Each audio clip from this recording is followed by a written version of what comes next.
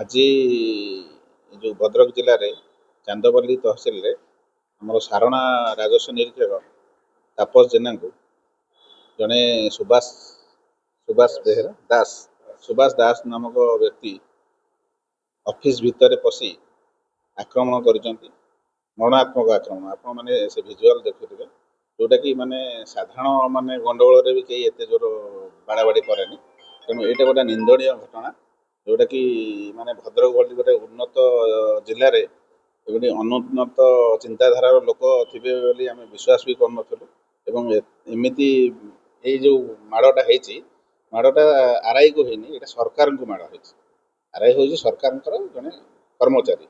ତେଣୁ ଯାହା ଭୁଲ ଥିଲା ବି କ'ଣ କିଛି ଥିବ, ସେଟା ତ କୋର୍ଟ ଅଫ୍ ଲ ଅଛି। ନହେଲେ ଆପଣ ଯଦି ଆର୍ଆଇ ଭୁଲ କରିଛି, ଭିଜିଲାନ୍ସର ବି ଦ୍ୱାରସ୍ଥ ହୋଇପାରିବେ, କିଛି ଅସୁବିଧା ନାହିଁ।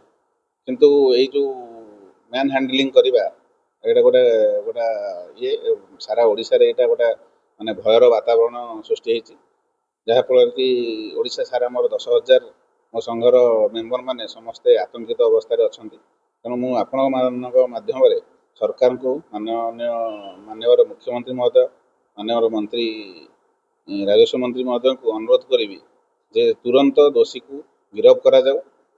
ଏବଂ କାଲି କି ବୋଧେ 48 ଘଣ୍ଟା ହେଇଯିବ, କାଲିକି 48 ଘଣ୍ଟା ହେଇଯିବ, କାଲି ସନ୍ଧ୍ୟା ସୁଦ୍ଧା ଯଦି ସେ ଗିରଫ ନହେଲା, ପରଦିନ ଠାରୁ 20 ତାରିଖ ଠାରୁ ଭଦ୍ରକ ଜିଲ୍ଲାର 7ଟି ତହସିଲରେ କାର୍ଯ୍ୟ ବନ୍ଦ ହେବ।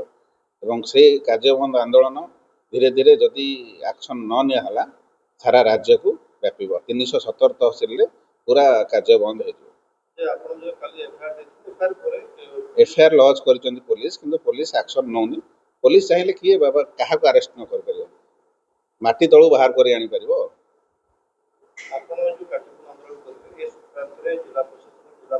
ହଁ, ଜିଲ୍ଲାପାଳଙ୍କୁ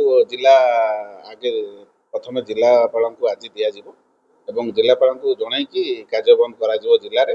ଏବଂ ରାଜ୍ୟରେ ମଧ୍ୟ କାଲି ଆମେ ଯିବୁ। ମନ୍ତ୍ରୀ ଅବଶ୍ୟ ଅସୁସ୍ଥ ଅଛନ୍ତି, ତଥାପି ଆମେ କାଲି ଯିବୁ, ଦେଖା କରିବୁ ମନ୍ତ୍ରୀଙ୍କୁ ଦେଖା କରିସାରିଲା ପରେ ଆମେ ପରଦିନଠୁ କାର୍ଯ୍ୟ ବନ୍ଦ ଆନ୍ଦୋଳନ ହେବ। ଏବଂ ଯଦି ଆକ୍ସନ୍ ନ ନେଲେ, ତାପରେ ଆଗକୁ ବଢ଼ିବ କାର୍ଯ୍ୟ ବନ୍ଦ ଆନ୍ଦୋଳନ। Exchange your old AC and take home a new power saving AC. Save up to rupees 10,000. Patro Electronics, Odisha's largest AC seller.